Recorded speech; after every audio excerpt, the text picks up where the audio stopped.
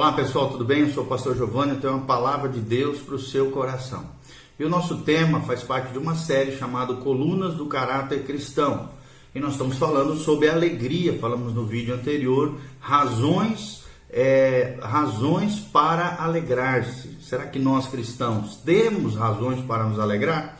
E antes de nós adentrarmos no tema, hoje que será a superioridade da verdadeira alegria, é claro que nós estamos falando da alegria do Senhor, que é a nossa força, conforme nós vimos no vídeo anterior, tá bom? Então clique aqui no sininho, dê um joinha, compartilhe com outras pessoas e faça seus comentários abaixo, conte as suas experiências, qualquer pergunta também, nós estamos à disposição para te atender.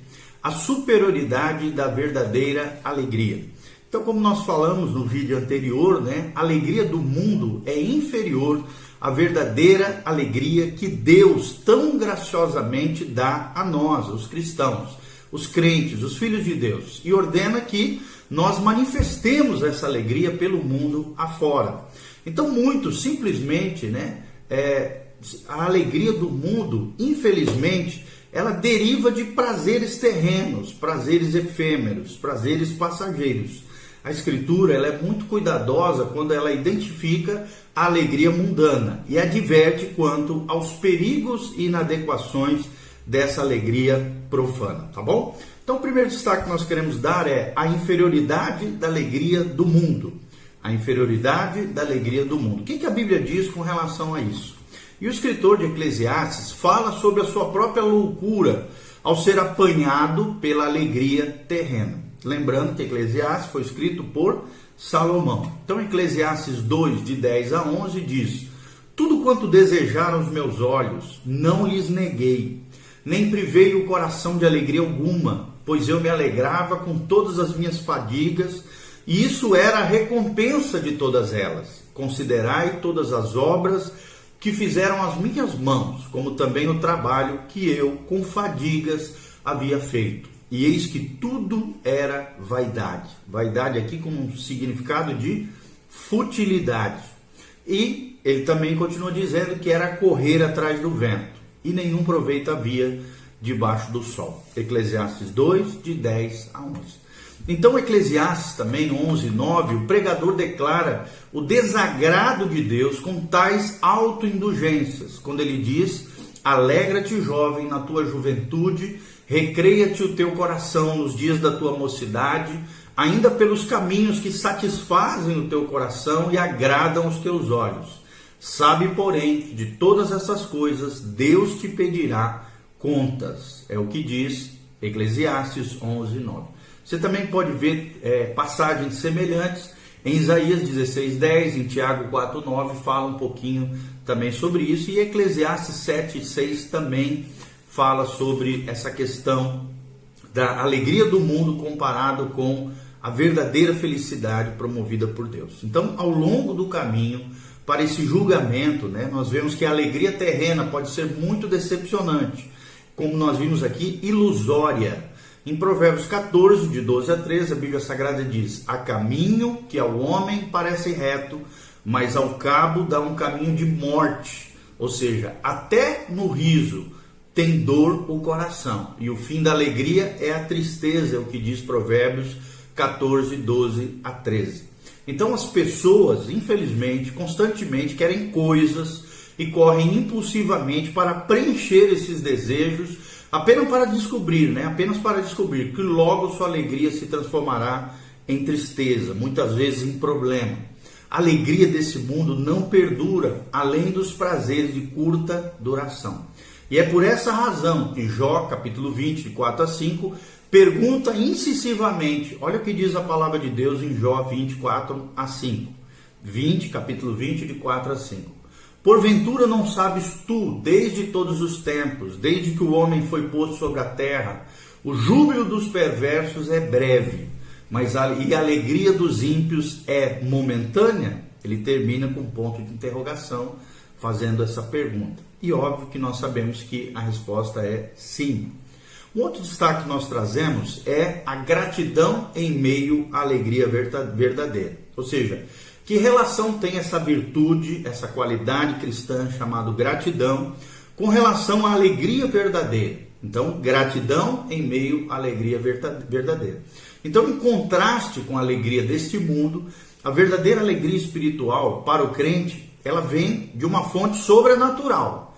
É Deus. Nós já falamos no vídeo anterior, Razões para Alegrar-se, que a alegria é um dom de Deus. Ela é sobrenatural. Ela vem da parte de Deus. Ela é no Senhor, como nós vimos no vídeo anterior. E a alegria bíblica é muito superior à alegria deste mundo e a qualquer das suas implicações, sejam elas psicológicas e materialistas. Ou seja, o apóstolo Paulo, em Gálatas 5:22, identifica a alegria como um aspecto do fruto do Espírito. E a seguir, em Romanos 14, versículo 17, ele ainda define a alegria como um componente essencial do reino de Deus. Vou repetir isso: a alegria é um componente essencial do reino de Deus.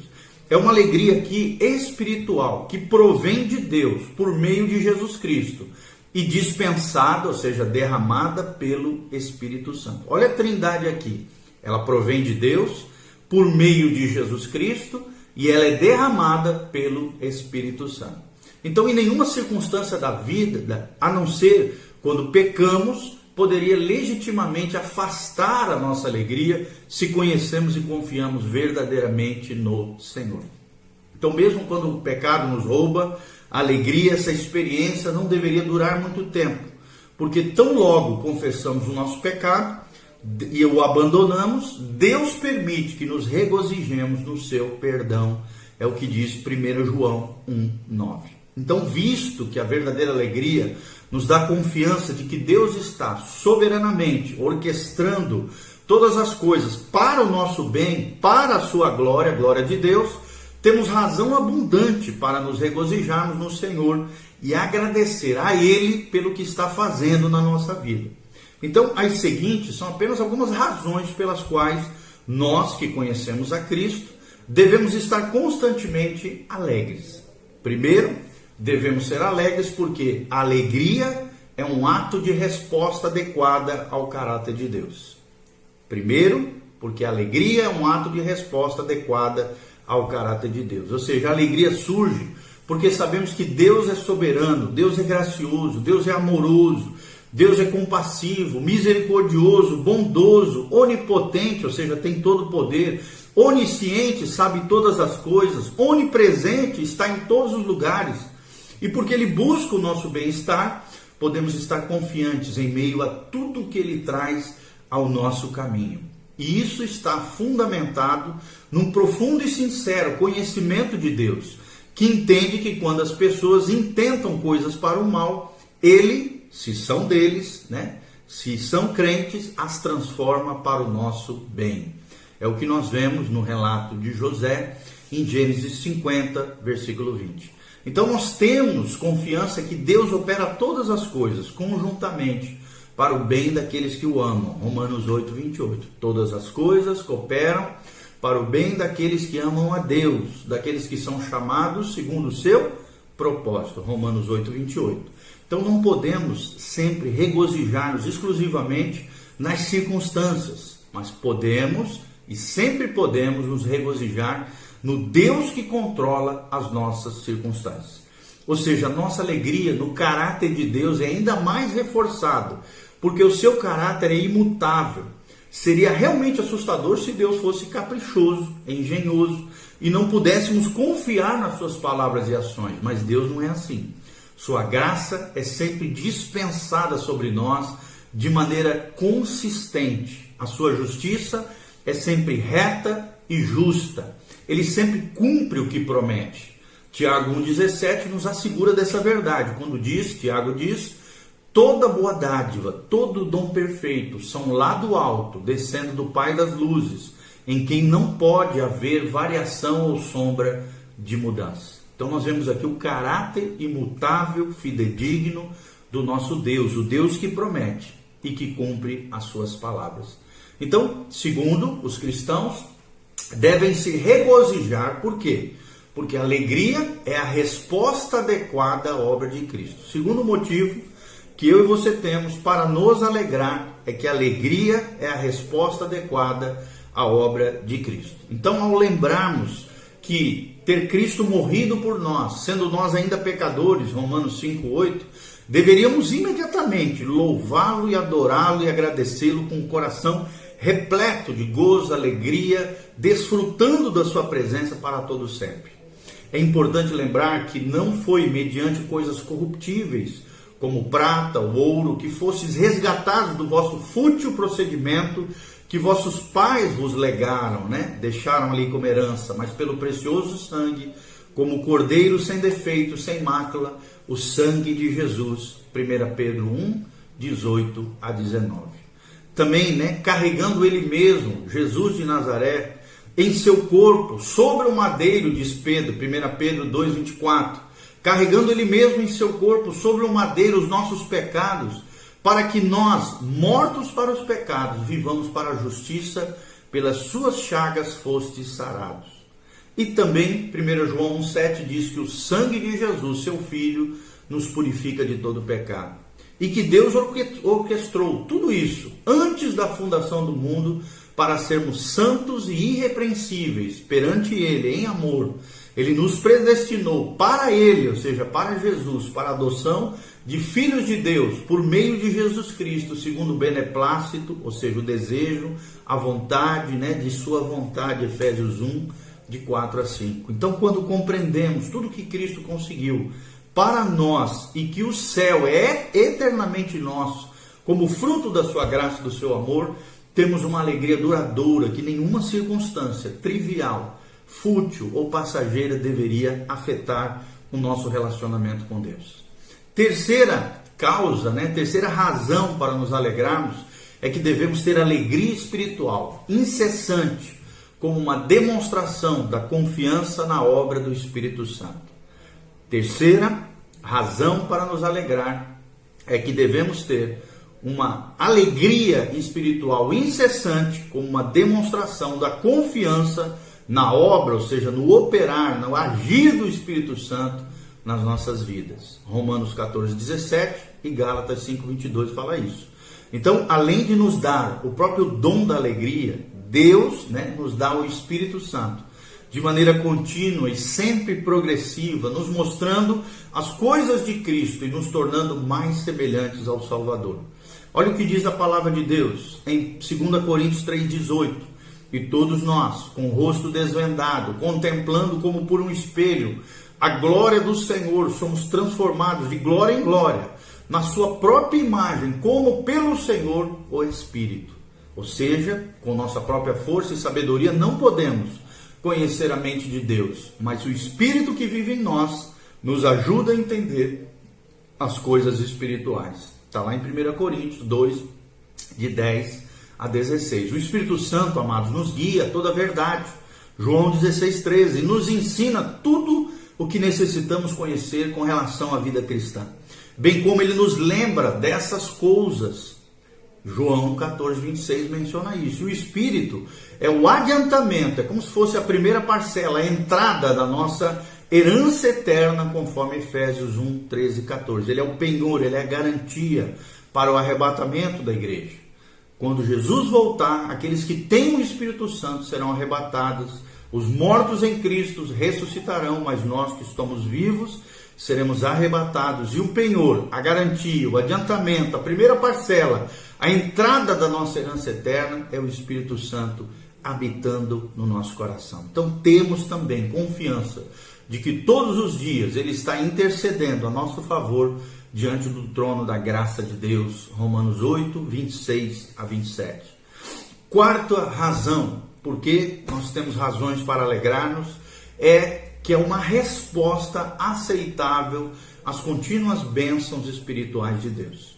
Ou seja, a nossa alegria precisa ser uma resposta aceitável às contínuas bênçãos espirituais de Deus. Pensa um pouquinho comigo. Quantas e quantas vezes, sem você merecer, Deus tem cuidado, protegido, abençoado você?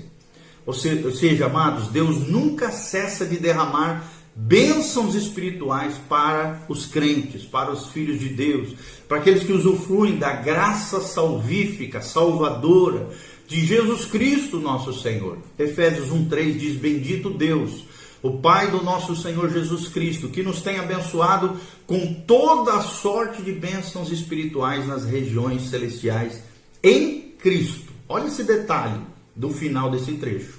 Em Cristo. Ou seja, você e eu, nós precisamos estar em Cristo, posicionados em Cristo, confiantes em Cristo, obedecendo a Cristo e a sua palavra, direcionados pelo Espírito de Cristo.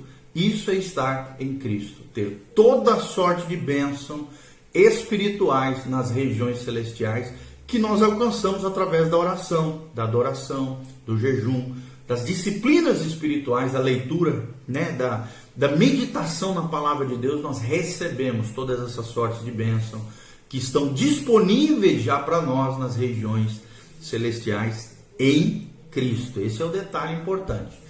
Então, nem sempre, amados, sentimos que a nossa vida é especialmente abençoada dia após dia.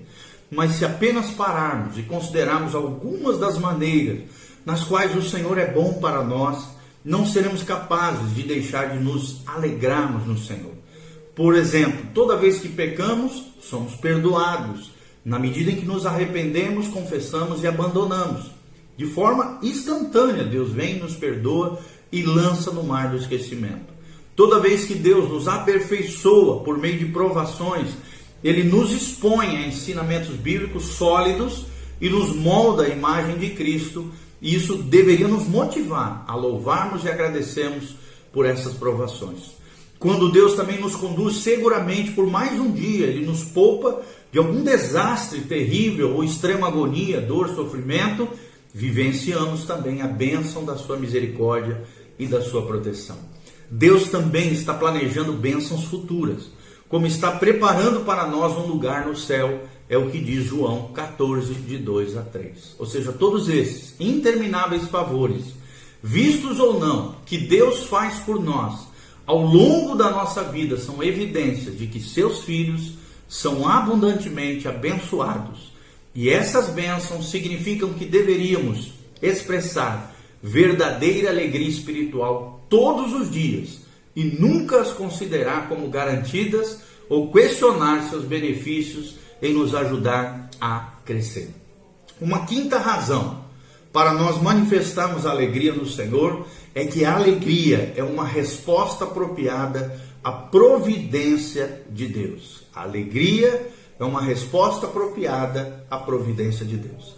O que nós queremos dizer com isso? Que a providência divina é simplesmente a maneira como Deus orquestra todas as circunstâncias para realizar o bem maior para os crentes. E sem dúvida, o método mais comum que Ele usa para organizar e controlar os acontecimentos humanos temporais é o que Ele faz. São as tribulações, as provações, as dificuldades.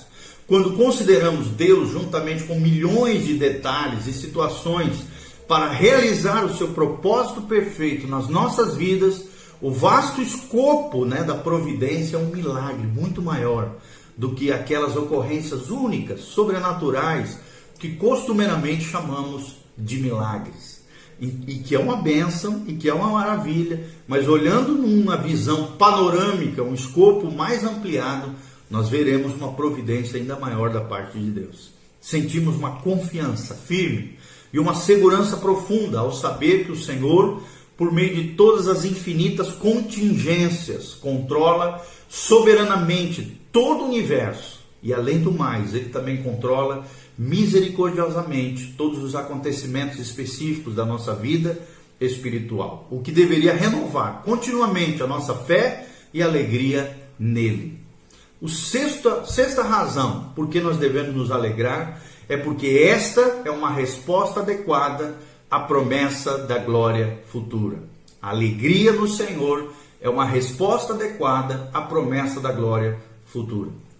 Tem um livro que nós queremos indicar chamado The Glory of Heaven, da Crossway Books. É um livro muito bom, e muito interessante, do próprio John MacArthur, chamado A Glória do Céu. Ele fala sobre isso, um livro de 1996, eu acho que talvez tenha até em português.